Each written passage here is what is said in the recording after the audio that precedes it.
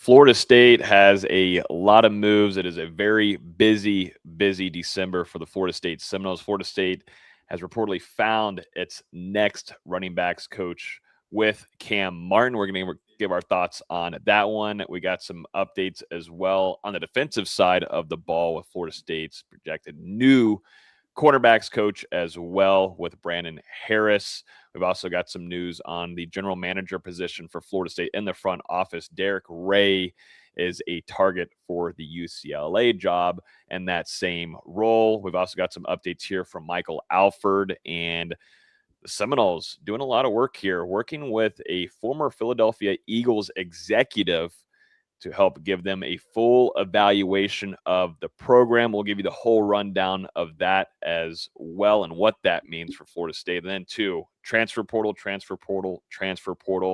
There are some interesting names that have entered off of Florida State's or are planning to enter off of Florida State's roster, including a starting defender as well that made his announcement, I believe, earlier today. But with me this evening is Austin Veazey, our lead basketball writer at NoleGameday.com, and then Dustin Lewis, our editor-in-chief. Gentlemen, it's going. This was a very, very, very busy Wednesday for Florida State all across the board. How we doing? Never slows down, does it? I mean, it really feels like the last 3 days there's just been a ton of stuff flying off the shelf, whether it's coaching changes or now obviously guys are putting their intentions out to enter the transfer portal, and that's still a couple of weeks from officially getting started and Florida State being in contact with some of the transfers out there. So like I said on Monday, Florida State might not have a football game scheduled, but it's as busy a news cycle as ever. Especially these next few weeks. There's going to be a lot of guys that either announce their intentions to declare for the draft, go in the transfer portal, coaching changes, all sorts of stuff. So, no slowing down. Dude, whenever you have attrition from the roster, I mean, whenever other guys are putting their name on the other side, it immediately becomes to where Florida State starts loading up their hot board. It's just like you are in the NFL when you're getting ready for an NFL draft. You got to figure out your top targets and which position they're going to be at. But also, too, Florida State is still trying to rehaul this staff a little bit. They already did a lot of that with their new coordinators and a few assistants last season, but now you're doing a lot of that. It's expected. It's leaning towards where you're going to be keeping those two coordinators with Gus Malzahn, Tony White, potentially, fully coming back. And you're now bringing in some new assistants there, both offensively and defensively. And how does that affect, what type of personnel you want? There's a lot of moving parts. And then, too, the front office. I mean, there's a whole ton of things happening off the field that this program is going through, just hoping that they can have a bounce back season in 2026. So if you're here with us on YouTube, appreciate y'all hanging out with us. If you have any questions, topics, throw those into the chat. We'll try to get to as many as we can get to this evening. But like I said, let's go ahead and get started. We got a lot to talk about. So Florida State looking for its next running backs coach, and it seems like they might have found their guy with Cam Martin, who was Tulsa's running backs coach, also to the associate head coach there at Tulsa. He actually played running back at Auburn. He finished with 1,564 career rushing yards there. He previously coached at UCF, also at Texas State, and then joined Tulsa in 2024. He also coached at, Incarnate Word. Is that the right? Incarnate Word. Yeah. Incarnate. He actually was able to lead. Dude, that's tough. That's tough. It's not tough. It is not tough at all. I was about to go like a Spanish route with that. Incarnate Word. It's where Cam Ward was before Washington State. Okay. It's in Texas. Either way, he helped. They actually set a single season rushing record during their top-ranked FCS scoring offense in 2022 at UCF. In 2023, the Knights ranked number 4 nationally and rushing, 228.2 yards per game. Of course, as we know, he coached R.J. Harvey, who had 2 really good seasons for UCF. In 2023, he ran for over 1,400 yards and 16 rushing touchdowns. In 2024, he did even better with 1,577 rushing yards, 22 rushing TDs, and a total of 25 touchdowns on the year, and was selected in the second round to Sean Payton in the Denver Broncos. So here we go. David Johnson moves on off to Arkansas. And as we always feel like it should be, Florida State should always be able to recruit pretty heavily and strongly in the running back room. And they feel confident, seems like, in what they would get out of Cam Martin. Yeah, I think this could be a sneaky good hire for Florida State. Like you kind of said a couple of minutes ago, Logan, I think this pretty much guarantees that Gus Malzahn is going to be returning to Tallahassee as offensive coordinator in 2026, obviously bringing in another guy that has those UCF ties, coached alongside him as a position coach for a couple years in Orlando. And then obviously, like you also talked about, played for him for 4 years at Auburn. And, only has been a position coach now for 4 seasons at the college level. You kind of went through some of those stats that he was able to put up at those previous programs. All 4 years, he's had a running back eclipse the century mark. And, 2 of those were RJ Harvey at UCF, also had a guy at and it's definitely not the century mark. Century's 100. So you're right. Well, you're right for hopefully you're millennium right. mark. You're right there, I guess. Too. Millennium mark, but I think we went a little bit more than 100 yards though. 1,000 yard mark. Also had that at Incarnate Ward and at Tulsa as well this past season. So he's had guys produce. I think it's still to be determined as far as the recruiting trail. Is a Texas native, so you'll get some ties there as you add him to the coaching staff. But I think the biggest thing is just he already understands what it takes to coach under Gus Malzahn. He's worked with him for years, and that should make it a pretty seamless fit with him coming over to Florida State. Yeah, but when Yak was at least a decent recruiter, and this is just a complete unknown as far as this hire. And to be honest, I don't know why we want so many former UCF coaches on this staff. I get that there's familiarity, and I get that they had some success at some point, but that last year that they were all there together in Orlando wasn't exactly an example of that. So I don't know why you want so many UCF coordinators and coaches on staff, because now it's your wide receivers, running backs, O-line, offensive coordinator. And as we'll get to in a minute, it's going to be your new DBs coach. Now, obviously, that's the other side of the ball, but it's like, who's really making the decisions? Is it even Mike at this point? Which, granted, not many people would be upset about, but do we also want Gus making the decisions at this point? Yeah, I think a lot of things are steering in the direction where Mike's not going to have really much of a say-so in a lot of things. I mean, it didn't feel like he had a lot of say-so too, certainly offensively. I thought he'd be a little bit more hands-on offensively this last season, but man, watching him at games and being in person and seeing him on the sideline, he had nothing at all say-so of what the hell is going on on the offensive side of the ball. So he's completely off of that. And then you add into what we're going to talk about in the front office here in just a minute, where I don't think where the general manager is going to be pointing to Mike Norvell on that. That's going to be going into the opposite route of going to your athletic director with Michael Alford. But that's another conversation we'll have here in a minute. But the thing is, I mean, if UCF didn't have the greatest of years there at the end of Gus Malzahn, the one thing that you can say is RJ Harvey was an absolute beast for you. But you also got to understand the personnel, what Florida State currently has in its roster. What is that going to look like and change-wise? Because I think the rotation, that era, should be over. I don't know. We don't know. I mean, this team amazes us sometimes in the decision-making. But is amaze the right word? I have to. It amazes me. It could be it's not a good thing. But, with that, RJ Harvey was your RB1. That was about it. That was your only running back that team was going to be putting out there practically. And that's what you would expect with Cam Martin rolling into Tallahassee, that he is going to solely focus on one running back. And for that case right now, I think you start off with Usman Kroma. I think you like what you have with Samuel Singleton, but you don't know yet what you have with Cam Davis. And of course, you brought in a freshman in this last class as well. Yeah, I mean, at the same time, I think Florida State's running back room obviously a little bit different than what they were working at UCF, a little bit deeper. The big thing is you are going to have to cut down on that rotation and really settle on 2, maybe 3 guys. It can't be like this past season where there's 5, 6 guys touching the ball in the first half. I think they really need to trim that down, and that would probably help the running game because, it just became really inconsistent and out of whack as the season went on.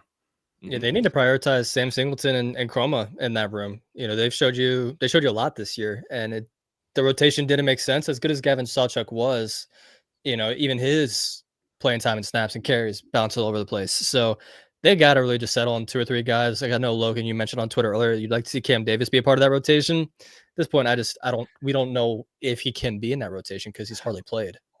That was more of me, not necessarily saying what that rotation would be, but more of your retaining, like who you need to retain, ranking those guys. You know what I'm saying? So like having Usman, that is who this season should have had a lot more carries on a consistent basis. No matter if he's not showing you what you want to see off the first drive, the second drive and such, you want to just get him out there. And you also put a lot of money behind him and resources right there. So why not utilize him as much as possible? And Samuel Singleton, out of nowhere after the last bye week, he was your starting running back, which absolutely stunned everybody. Like, what in the world is going on? Played well.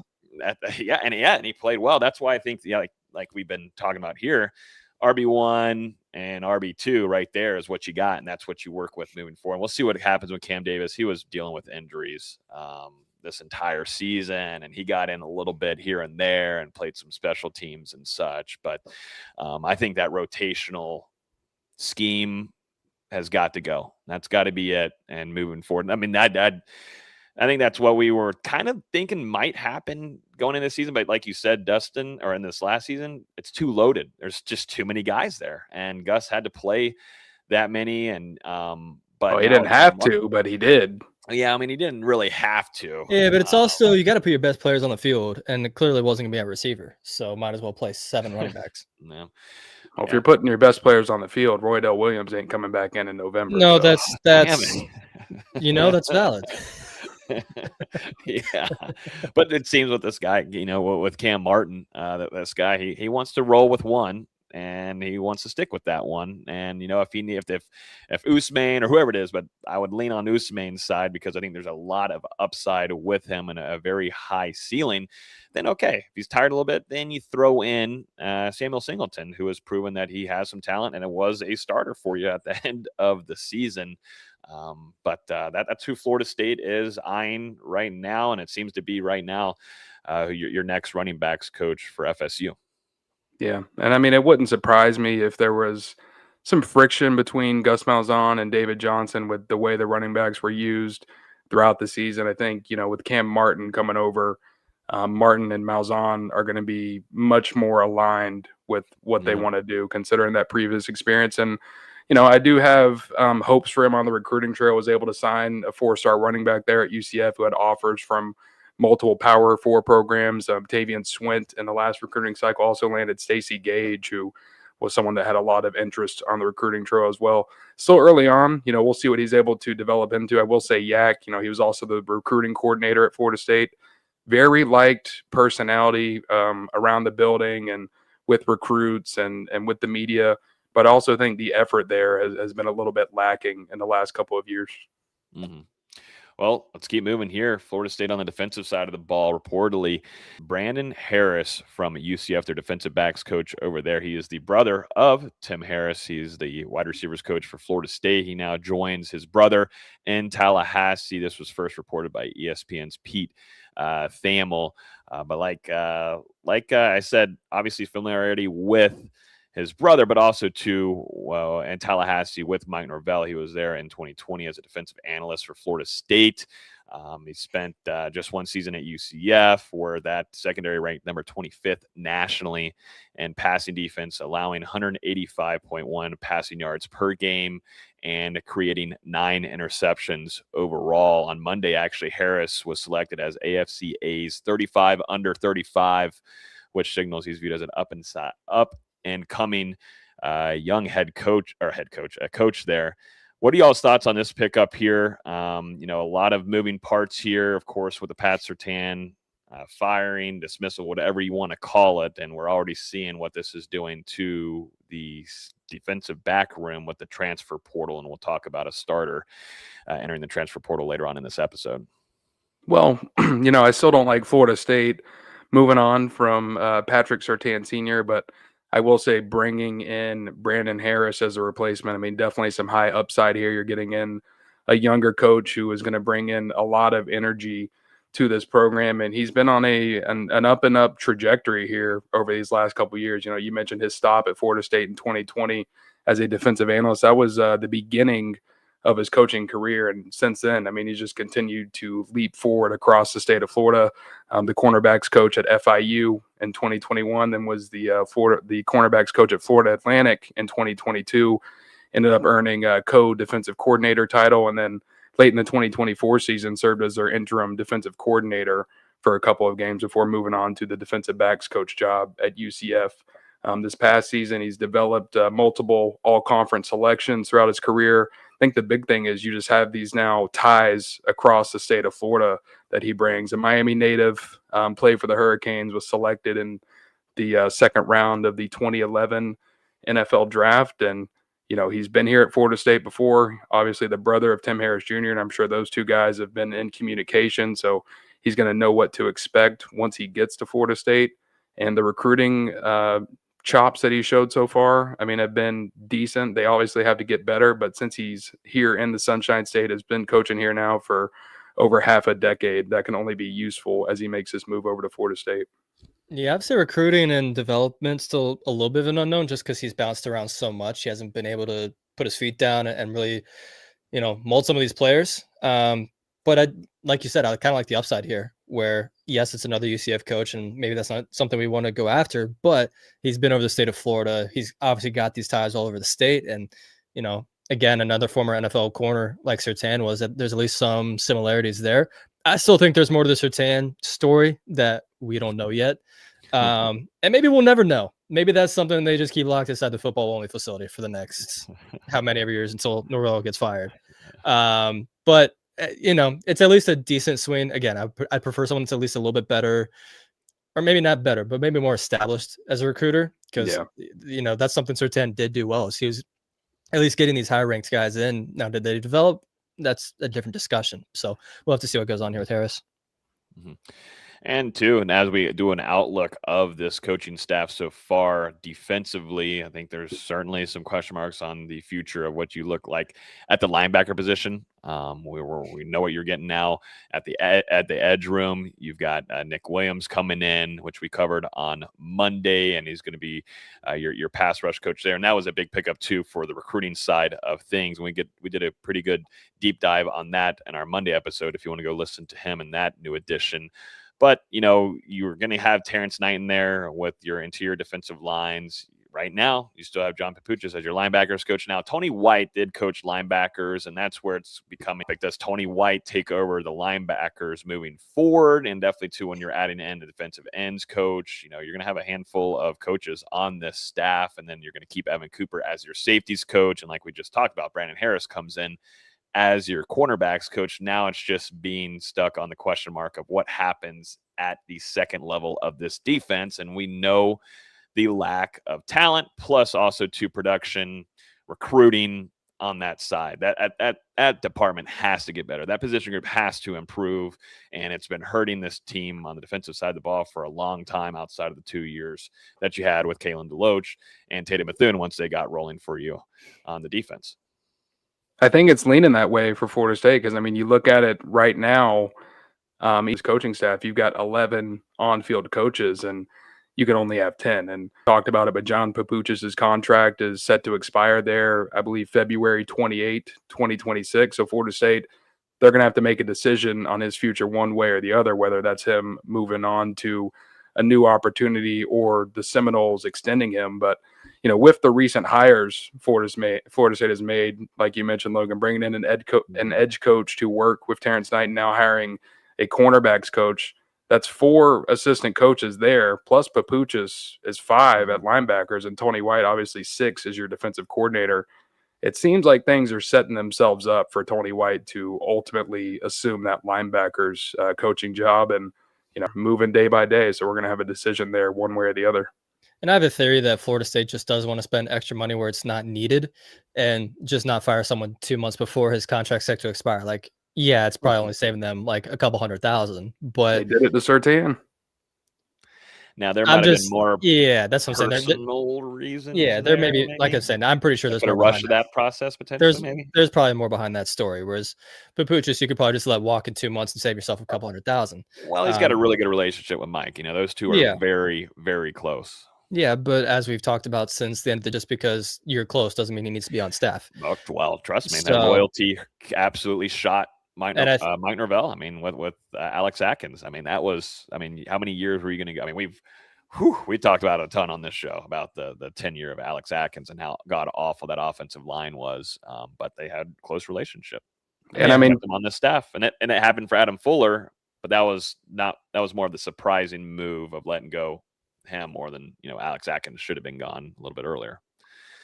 and I will say Florida State, they could very well go the other way because Tony Tokar's, his contract is also going to expire on the same date. Same with Chris Thompson, but I would imagine Thompson is likely going to be sticking around with this he needs to program. go back. But you could potentially keep Papuchis, move on from Tony Tokar's, and then just have Gus Malzahn assume the quarterback's coach role alongside with those offensive coordinator duties because, I mean, he was doing a lot, obviously, with the quarterbacks anyway throughout the season. Or, hey, I mean, maybe Florida State lets both of those contracts expires and there's someone else coming into the building. I think there's still a lot of possibilities here on the table.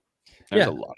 There's going to be a lot that unfolds, not just in Florida State, but around college football, because as we're seeing with Michigan right now, which I don't know if you guys just saw craziness, this. yeah. Sherrod Moore just got arrested. I didn't know he got arrested. No, he just got arrested. They just announced it. Like my goodness. So it's a wild world in college football right now. Things are always going to keep changing. Like Dustin was saying, I do think Tokars will go. We just have not seen. We've seen the opposite of development from that position for the last 2 years. Even going back to Jordan Travis's senior year, he regressed from his junior year. You could argue. Yeah. So there was times, yeah. So there's still going to be some things that need to be overhauled and changed. But with them expiring, why cost yourself a few $100,000 if you don't really have to? Mm-hmm. Yeah, and it doesn't have to be immediate. Yeah, it also gives them the opportunity to find jobs elsewhere, which is I think what we're seeing with Derek Ray. And that's another thing with these new hires. Cam Martin coming over from Tulsa, Brandon Harris coming over from UCF. Those aren't two hires that you're necessarily going to have to break the bank out of and instead of going out and getting someone obviously more experienced, like you were kind of talking about earlier, VZ. Harris reportedly made about $200,000 at UCF in 2024. Not sure about this season. I'm sorry, I'm talking about Martin. Martin made $200,000 at UCF in 2024. Not sure what he made at Tulsa, but these are probably two guys that you're able to bring in relatively cheap compared to what you were paying Surtain Senior before, which I believe was around that $600,000 mark. Mm-hmm. And when we talk about the quarterback position, and if Gus Malzahn, and it's leaning that way, of course, that it's going to be Gus Malzahn in 2026. When we talk about quarterbacks, the talent that you need to be able to bring in through the transfer portal is going to be very, very, very important. I just think you're limiting yourself. That's what you get with Gus Malzahn. You're going to limit yourself and what kind of talent you're going to bring in. Talking about the best talent that you'll get out of the transfer portal, they have to have someone to come in and have experience, but also too, I think they've got to have a way better passer, and that just did not work under Tommy Castellanos. That experiment did not work, but Gus wanted him. They got to do whatever it takes to get a top 3 quarterback out of the transfer portal that can throw the football. I think it also affects, your top 3. Yeah, top 3 is ambitious. It is ambitious, but you have to. I mean, you have to. I mean, that's got to be a priority. If you really are about it, then that's what you have to do. If they aren't, then you're heading back to 2025 again. That's just is what it is. And I'm just saying that's what I'm saying to do. I'm not saying that that's what they're going to do. That's what I expect them to do. Trust me. Trust me. I don't think that happens. But Gus Malzahn limits you on that because you're only going to be throwing to one wide receiver, and it's run heavy. What quarterback's going to come and play with that role, and also to what other wide receivers. When you talk about putting talent around a quarterback, you limit yourself in such a tough way with Gus Malzahn coming back in that regard. You might get some good running backs, but it's limit. There's a lot of limitations with Gus Malzahn coming back when we're talking about quarterbacks specifically. And then, like we were talking about with development and Tokars and the issues there, I'm not seeing optimism still in the quarterback position, which Florida State has to fix. That has to be fixed going into 2026. It can't just be roll with Sperry a little bit, give him competition with a well-experienced quarterback that can maybe throw a little bit, but more as of a runner and everything. That just can't be ran back like he did in 2025. I just don't think Florida State can meet the price point. I mean, They probably won't. You know, they've tried to stick relatively cheap compared to the market for quarterbacks these past couple of transfer cycles. That's obviously ended up biting them in the back with DJ busting and Tommy, the wheels really falling off there as the season went on, especially in those last 4 games. In this era, in this market, he said the last 4 games was the best of his season. Well, he was wrong, but in this market, you got to pay the money, and if you don't pay the money, you're not getting the guys. It's that simple. Yeah, plain and simple. And we'll talk about it here in a minute. We'll see if this former Eagles executive will tell him straight up that's what needs to be happening. But got to find a quarterback, and now that we're starting to get some answers of where this offense is headed with Gus, sticking with him. This is what you're going to get moving forward. But we'll have a lot more time to do a deeper dive on that. But we've got a lot of breaking stuff that's been happening really within the last 24 hours. Let's keep moving here. Let's talk about some Derek Ray. Let's talk about some front office stuff, gentlemen. So we're going to start off here. This was first reported by CBS Sports and Noles 247 over there with Zach Blaustein, over there Brendan Sanone. With those guys, UCLA is targeting Derek Ray to be their next general manager, VZ. How about that? Head over to it. It wasn't Tony White. Out of here. It wasn't Tony White. It was always Derek Ray. That's exactly what it was. Of course, we know he joined Florida State in February of 2022, and he's had that position for the last 3 years, originally coming from Oregon State. He helped bring over DJ Uiagalelei over to Tallahassee. That experience didn't go so well, but they did have a successful season there, of course, in 2023 on the run that they had. But yeah, this broke today. Y'all's thoughts on this one? It's not official yet, but I'm not going to be surprised when it does go down. I think obviously both Florida State and Derek Ray just need a fresh start at this point. The first 2 years were promising in 2022 and 2023, but since then, I mean, everyone else is caught up. The market is obviously a lot different than what it was with NIL and everything taking center stage, and now the rev share era.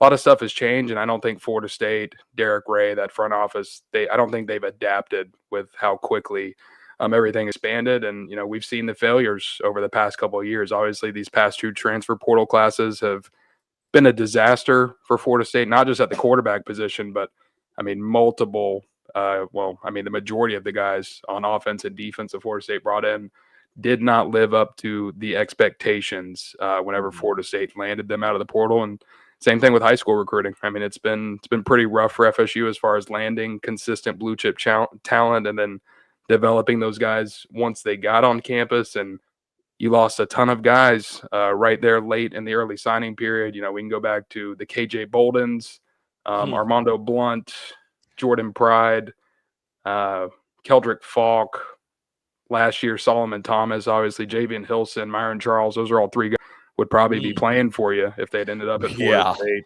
Need those guys. Losing Jay Timmons, a legacy here in this past recruiting cycle, a guy who went on to be a 5-star and now is at Ohio. You've just had a ton of misses, a ton of failures with the guys that you did bring in, and Florida State, they're just not up to the standard or up to the type of speed they need to be with how quickly this stuff is all shifted. My favorite part of that tweet when it was announced this morning was played a key role in constructing the 2023 roster. He also played a key role in the 2024 roster, which was yes, he should have stayed on the West Coast to begin with. And now hopefully he can go back. Yeah, well, it felt like Florida State got lapped, and they certainly did. And it's showing that for sure here where Florida State's at. And he plays a big factor in the transfer portal as well. And, was he limited in resources and having extra help on his end? And was what coming into his role has it changed? Has that role changed immensely in the last 2 years? Absolutely, for sure. Of course, you can say that, but the staff did not adjust well, and that is under Derek Ray. That is his role as the general manager of Florida State. That's been lacking quite a bit. And, I'll always remember seeing Derek Ray with a headset on the sidelines. I just think of Jason Light here in Tampa with a headset on. Of what are you doing? I don't understand that. I want to hopefully find an answer on that. That might be something I ask Mike if I go ever up to a kickoff ACC event, if I ever make it up there for one of those, and ask, why is your general manager have a headset on the sideline? I'm just trying to find exactly. I'm really thought about it throughout the last couple of weeks of what you need for that to happen. But that's a whole nother thing that just hasn't been great. It has not been great there from that front office. And, at least he's getting another opportunity at the same position to go over there to the West Coast of UCLA. Great place, West Coast. Pretty weather and all that kind of stuff. But it just has not worked out well in that favor. The compliments about UCLA football may stop there. What does it say? I said that just may be where the compliments stop with UCLA football, because it's a bottom tier program. Well, see, they need a lot of work done there too. I mean, they're losing money hand over fist. Like, they need to get out of the Rose Bowl. Like, you're just going from the East Coast one over to the West Coast one to go deal with that. Those issues and those fires to put out. But that's the early reports there. And so we'll keep an eye on there on Derek Ray. And this leads us into the next big topic of, tonight. And, Michael Alford, Florida State's athletic director, has brought in former Philadelphia Eagles executive Jake Rosenberg to give a full evaluation of the football program. Michael Alford spoke with Jim Henry of the Tallahassee Democrat, and actually said that they expect an additional evaluation as early as Monday. I believe that's, it's a couple days later now. I don't think that's fully came through to Florida State yet, but is expected to come in this week from that firm and Jake Rosenberg. Florida State doing a lot of work to try to understand where their holes are, where their issues are at. And this just, screams that, we've been lapped. We need to catch up. What are we doing wrong? That's basically all this is right here. Alfred said, I'm looking forward to getting that report back. Mike's open to it as well. Well, Mike has no choice. Absolutely not. He has no choice whatsoever. What I found, though, which is pretty interesting, so Rosenberg actually worked with Oklahoma, and we've talked about this on this show a few times. And Oklahoma did a lot of work this last offseason, and, Brent Venables in Oklahoma, that season last year was let down in a major way, and he was on the hot seat. That fan base was not happy. It was just kind of how Florida State's was with Mike Norvell. So they had to do immediate changes there at Oklahoma. So they did, and they brought over Rosenberg and asked for his help, and brought him in to do a lot of the restructuring of their front office, their NIL, how they run the transfer portal, their salary cap, which is a big thing there, which Rosenberg actually did that with the Philadelphia Eagles and did a really good job at it with Howie Roseman, one of the best in all of football. But he joined them, helped them a ton, Oklahoma, and look where they're at. They're in the college football playoff a year later. I'll get a little bit deeper into that too, because I've got some quotes here on him. But y'all's initial thoughts on the front office changes and what Florida State is trying to do in a fashion. Swift, quick fashion. What are you talking about? I'm about to say. Well, now they have to. Now they have to. Yeah, after Stanford, they didn't do it after NC State. But they didn't do it after a 2-10 season either. I mean, you're at least a year late. I'm saying, like, in swift fashion that they have to do it like right now, like they're in urgency mode. I mean, if you don't get a GM now, another one in before January 2nd, I mean, then that guy's really not going to have much of an influence in the portal cycle and on the 2026 roster. So that makes it seem like you're bringing in front office personnel for the post Mike Norvell era. But I think Florida State, they're late to the party. Like I said, they dragged their feet. You had the opportunity to start doing this weeks, if not months ago, and you waited not only until after the early signing period, but now guys are hitting the transfer portal from Florida State. Your GM's not there to have conversations with them, at least not for much longer, because it sounds like Derek Ray is going to be headed over there to UCLA. So just once again, late to the party for this administration, and That's how it's been for Florida State. Bad decision after bad decision these last couple of years. Yeah, like I know Alford said the evaluation process will take place after the season. Then you come out and say a week before the season ends, hey, we're keeping Mike. And now you're just not doing this evaluation of the program. This report should have been on Alford's desk the Sunday after the Florida game. Like he should have had it ready to go. Yeah. Because let's say this report you already know your answers, Zach. You know what. Yeah. But like let's say this report comes back and says, hey, your offensive coordinator, I'm not saying this is what's happening, but your offensive coordinator doesn't want to recruit. He doesn't care about anybody else in this building. He's just there to call plays and that's it. You probably need to let him go. Well, he's got his entire French system as his position coaches pretty much. Like it's all people that he's worked with before. So now you got a clean house entirely there. And we're already 2 weeks into December at this point. You've only got a couple more weeks before the transfer portal opens and you're already late to the cycle on getting all of this new stuff. And like Dustin just mentioned, you're going to need a new general manager. Like this should have been in place weeks ago. This should have been in place before signing day, arguably. Mm-hmm. Like to just be doing this now is way too late, in my opinion. Mm-hmm.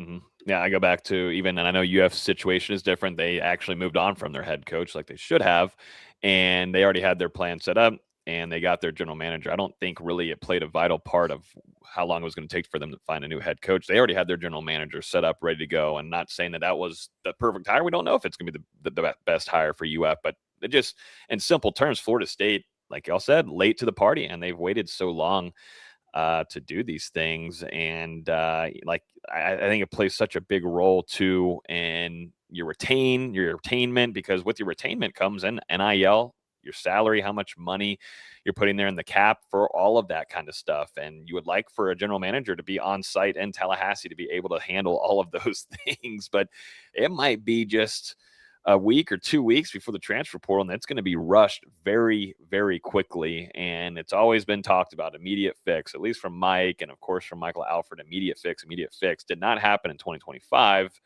And you're heading to another route where I think this could be even more messy going into 2026, where we're at. I mean, there's so many changes on the field, but on the front office, there's going to be a lot of mass try to execute things in a very quick manner. And I think that's going to tell itself as we get into the season itself in 2026. Yeah. And I mean, you got a minimum of 3 new assistant coaches coming in, like you talked about with the front office changes that are going to be happening at Florida State.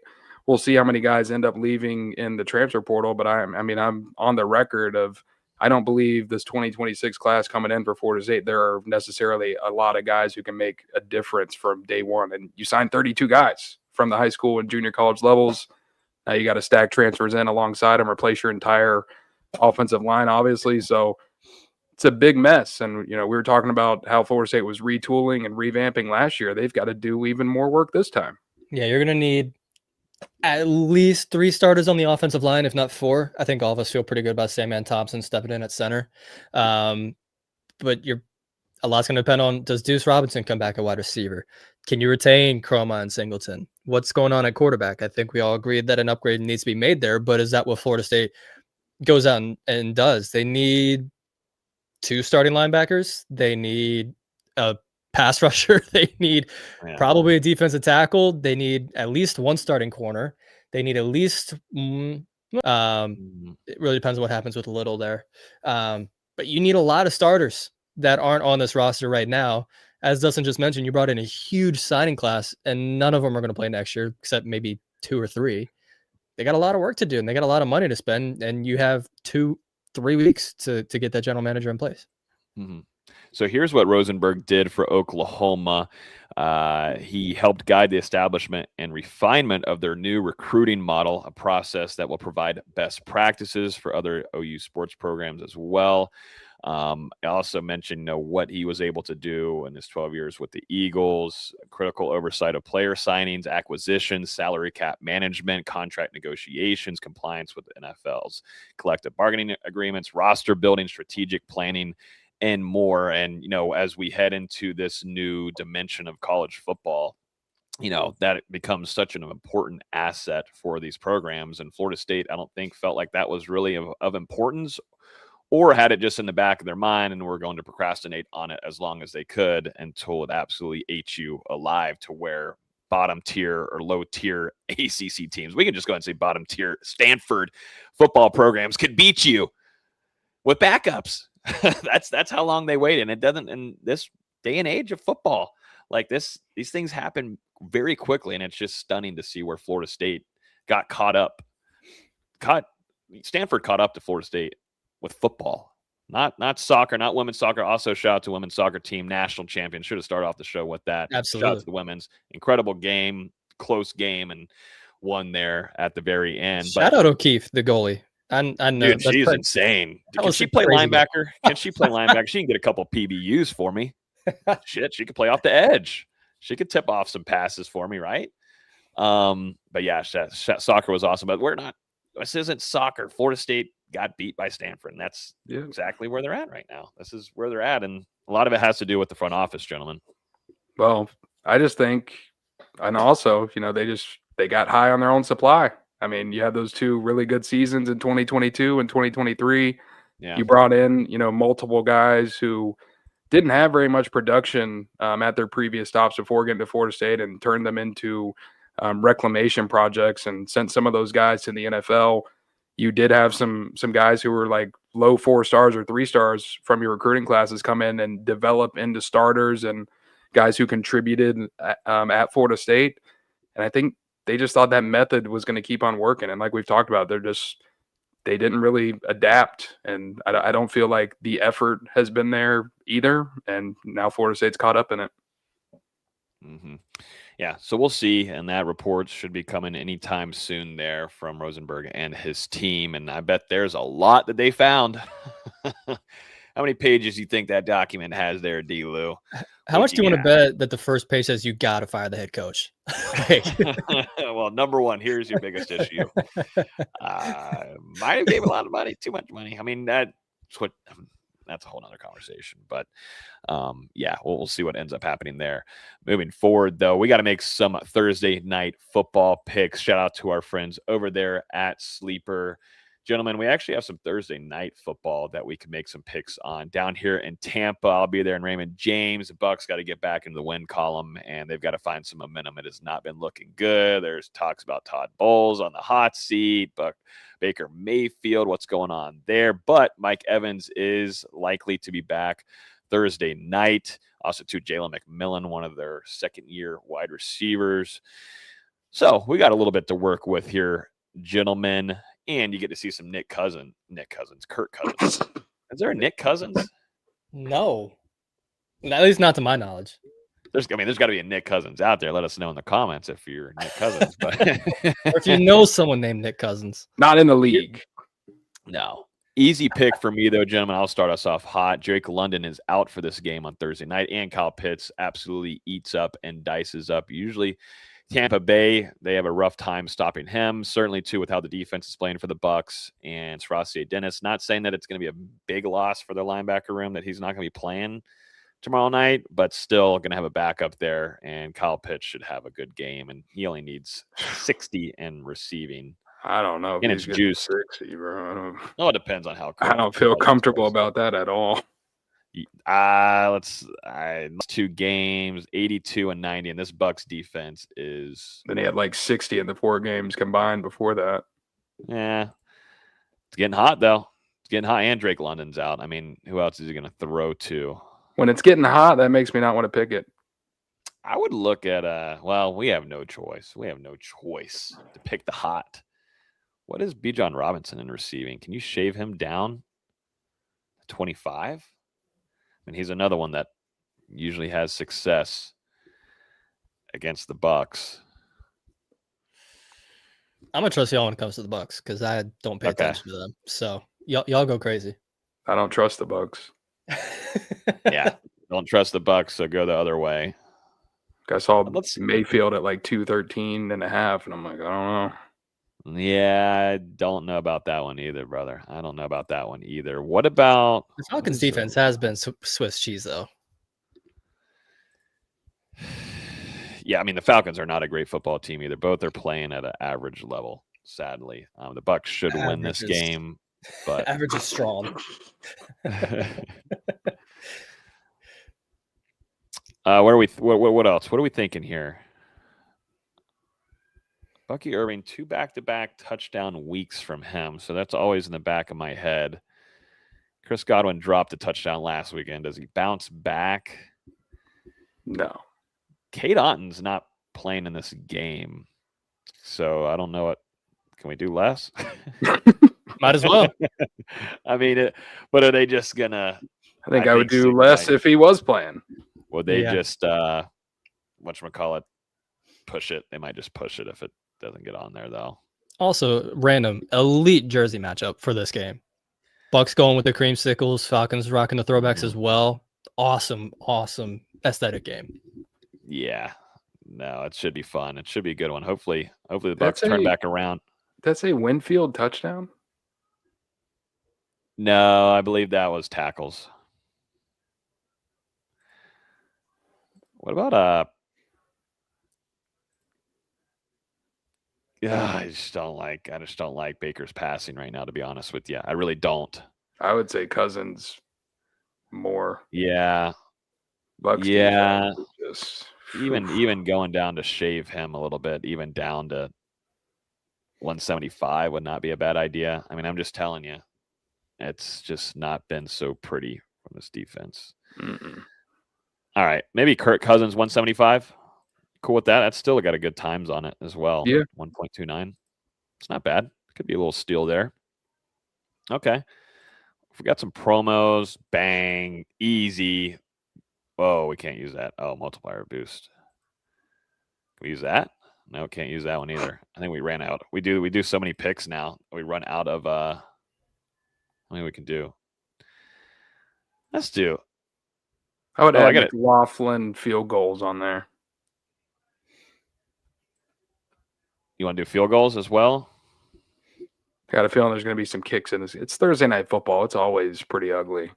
Yeah, it is. Very short week as well. He's a good kicker. Falcons don't have Young Ho Koo anymore, so Yunwei. It's not Yun Ho. It's Yunwei. It's Young Ho. Okay. Young Ho. Young Ho Koo. That Young Ho Koo. It's not pronounced how it's spelled. You cool with doing? All right. How many feel? Oh yeah, he only needs 2. We'll roll with that. I know how to say it, but that's how I say it. Okay. All right, there we are. That's good. 5 for 20. Bang. Easy. Sleeper picks are in. $5 for 20. Those are locks. Easy. I think we got that. Yeah, we got the multiplier boost in there as well. That's why we got 5 for 20.65. Shout out to Sleeper. We appreciate them for partnering with us this season and sponsoring the show. Let's keep moving here, gentlemen. We got a lot to talk about here to finish off the episode. So we've got some transfer portal news along with some basketball to finish us off. So let's start off with some names. I'm just going to throw them out to you guys and we can deep dive into who we really want to the most. I think there's probably just 2 here, honestly, but here are the names. Edwin Joseph, Florida State starting safety, has announced his intentions of entering the transfer portal from Florida State. Jalen Lucas as well, Florida State running back, speedy gadget guy. Mario Nash, offensive lineman. Jamori Flagg, defensive tackle. And Tyland Coleman. Who do you want to start off with? And some walk-ons as well, like Willie Suarez and that tight end who I already forgot his name because I didn't even know he existed before he entered the portal. Luke Douglas. Thank you. You also had Christian Smoke White into the portal. And you got to bring it up because now all these guys count against that roster limit. So Florida State up to 10 players already that have declared their intentions to enter the portal, which you kind of need. I mean, you only had 20 seniors on the roster last season. Now you've got 10. So that's 30 players gone from Florida State so far. And like we talked about, you signed 32 in that 26 class. So you still need at least 2 spots just for those guys before any transfers you want to bring in. We're just getting started. I think there's going to be a lot of guys that enter the portal. I wouldn't be surprised to see it end up at 25 guys at the portal. That number is going to hashtag keep climbing. It's going to be the only thing that climbs for Florida State this year. That's a good one. that was good. Dustin, I'll give it to you. That was a good one. That was good. That was good stuff. Yeah. Good job. That one in the back pocket. We're going to keep you around for another week. That's the funniest thing he said on purpose in like a year. Oh, damn. What about Young Ho Koo? No. Edwin Joseph, gentlemen, let's start off there. I mean, Of course, one of the highlights of the season was him and Mike Norvell going at it on the sidelines, and those guys not getting along there, it felt like, and it wasn't pretty and such. But he's a solid player for you on the defensive side of the ball. He was one of your star players when we were going into the season, talking about, that's one big starter for you that's going to play an impact for this team moving forward. And, he's going to be leaving. I don't know. And now with a lot of these staff changes, of course, with Pat Surtain leaving, that's going to play an impact. But you now start to wonder about a guy like Jabril Rawls, who was your best defensive back. How does this continue to affect this defensive back room?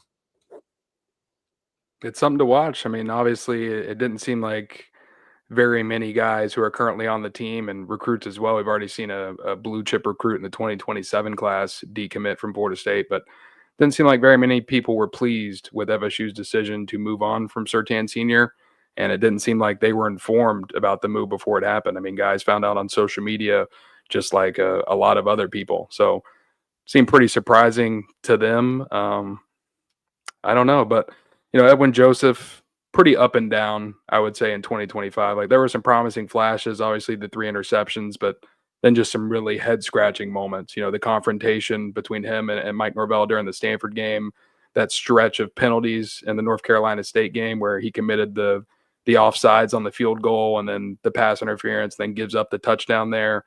So, yeah. You got some good, but the bad was really bad. And he was always a guy that was going to need to develop when he got to Florida State, dealt with an early injury that knocked him out for the majority of that 2023 campaign. I think there's still some promise. There's still some upside there, but he's going to need to get a lot more consistent and, going to be really interesting to see where he ends up. Miami was another school that was on him heavy out of high school. Would they be interested in bringing him back down to South Florida? I don't know. We'll see. Yeah, it's one of those that it seems like the Stanford game was kind of the beginning of the end of his career at Florida State, because obviously him and Mike really went at it. And you mentioned the offsides. There's really offsides on the field goal in that Stanford game, because that was one of the few game-changing plays of that game. He dropped the interception against NC State that really could have turned the game around. Just a lot of mental mistakes there the last 5 games or so that could have swung ball games, and instead he's really at the head of some of these mistakes. Because even after jumping off sides on that Stanford field goal, he was the one that gave up the touchdown for Stanford on that same series. So just not a great last half of the season for him, and this isn't surprising at all. We were a huge fan of his last year. We thought he needed more playing time last year. He was one of the few bright spots on that team, and then he just kind of was just this year. Yep. So best of luck to him there on that choice. And then Jalen Lucas over here, running back that, was part of that rotation, would be used in a lot of sweeps and just different kinds, just trying to get creative on and utilize him coming from Indiana, which I guess he probably wish he didn't really want to leave. Yeah. After these last 2 seasons. Yeah. And Tallahassee, now ranked number 1 in the country in the college football playoff, but he's no longer going to be with this program, and that starts thinning out that room. I mean, we know that was going to thin out for sure, and definitely too, like we talked about earlier. I mean, this room is going to probably be headed by Usman Kroma and Samuel Singleton. I mean, there's still question marks if Florida State can do what they need to do to retain those guys, but Jalen Lucas is not going to be a part of that group. And I just don't think Florida State can go the route of these gadgety, swift, fast guys anymore. I didn't get it a whole ton when they first grabbed them. I thought it was just a little side piece to have there and just kind of fluctuate inside the offense for once or twice a game. And that's exactly what that was. And sometimes it worked, sometimes it didn't. And you thought you'd maybe get more out of them in the special teams department as well. That wasn't the case. Well, so I don't think it's a major loss for Florida State moving forward. Yeah, and I mean, not very surprised. This had the potential to be a feel-good story, bringing Jalen Lucas to Florida State to team up with his brother, Ja'Kai Douglas, and then obviously Jalen Lucas suffers that leg injury. Second game of 2024 is knocked out for the rest of the season after just 2 games. Took him a while to get back up to full speed in the spring, and the usage, just like with the rest of those running backs, I mean, it was just pretty odd for him throughout the year. And I mean, obviously not your traditional running back, but he is able to work out of the backfield. Tried him in the slot some. Didn't feel like he was ever comfortable back there at kickoff or punt return, which was pretty puzzling to me because at Indiana, I mean, he was such a good kickoff returner. Tied the program record with 3 career kickoff return touchdowns.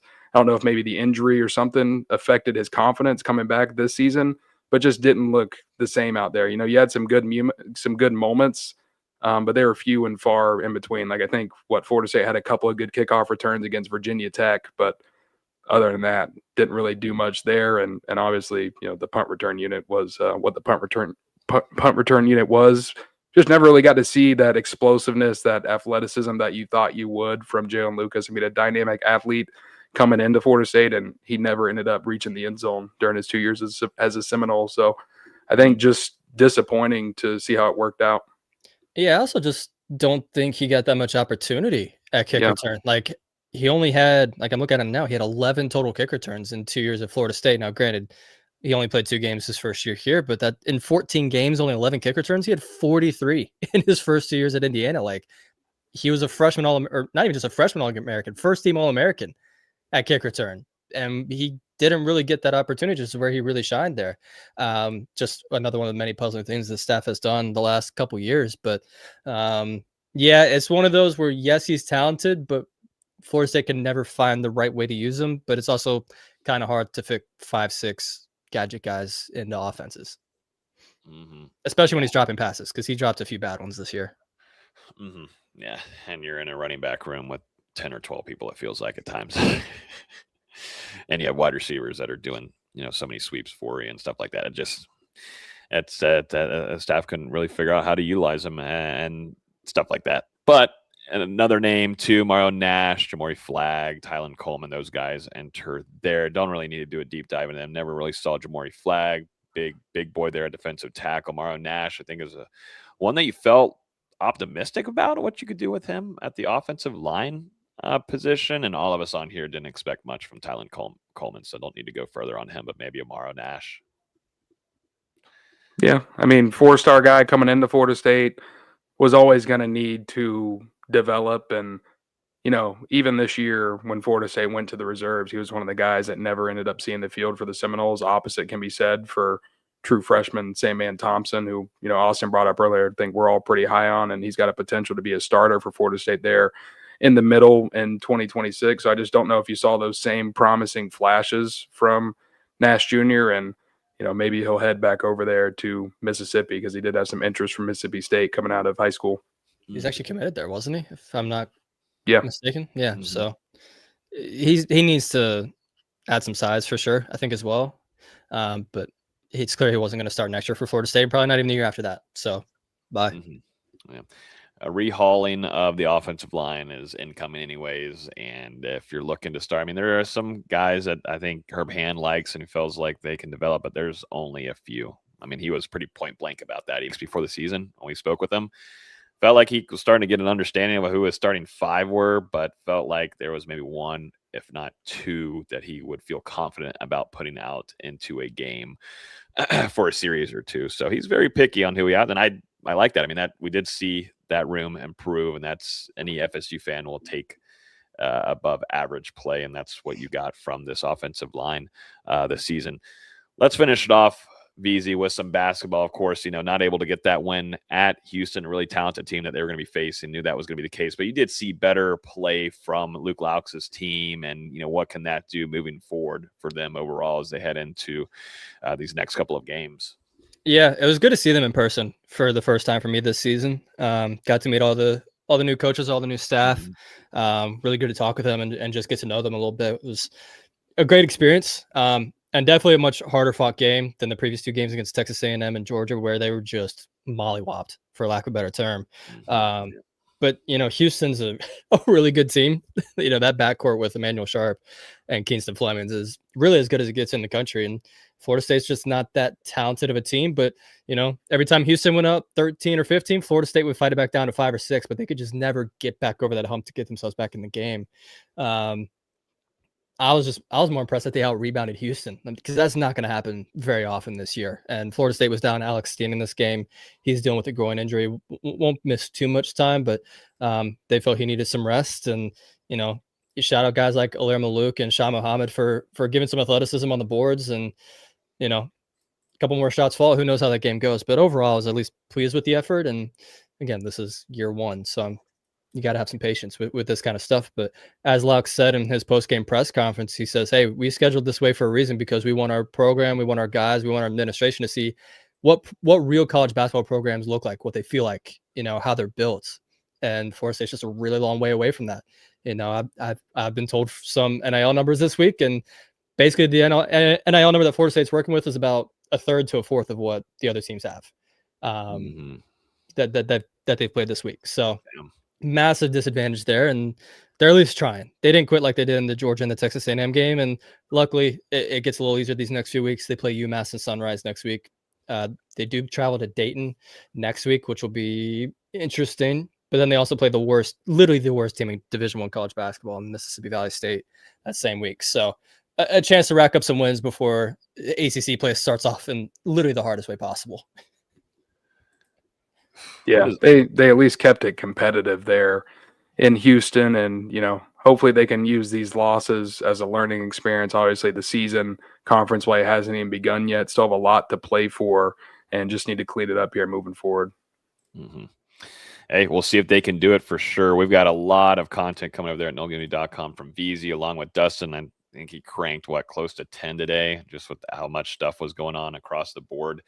It's just been a very, very busy last couple of weeks, but we definitely appreciate y'all hanging out here on with us. I wanted to share this with you guys on the screen. I mean, we've been growing. I mean, look at this, the chart. Hey, nice. It's been pretty crazy. And if you're new here, we would definitely appreciate it if you hit that subscribe button.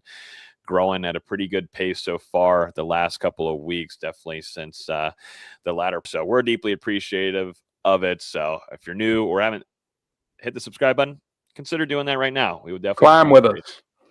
Yeah, come hang out with us, man. Come hang out with us. We're going to be seeing you quite a bit these next couple months as Florida State goes through a crazy off season. But that's going to do it for us. If you're still with us, smack the like button down below. Thanks for watching this. We'll be back live for you guys. Dustin and I will be live Monday afternoon. Who knows? We might be live before the end of the week. I don't know at this pace. There's a lot going on. But I'll actually be up in Pittsburgh, so I'm going to have to figure out how to do that Monday afternoon show. But we'll figure a way out to get the rundown. But although he tried, he went to start planning a different show, and he's like, wait, I'm in Pittsburgh, so Monday. Yeah, no, we'll have to figure out if that's Monday or if that's Tuesday, but we'll have something because there's a lot going on, so we might just see y'all before the end of the week. Who knows? But that's why I suggest hitting that subscribe button. Y'all have a great rest of y'all's week, and we'll talk to you soon on Hear the Spear.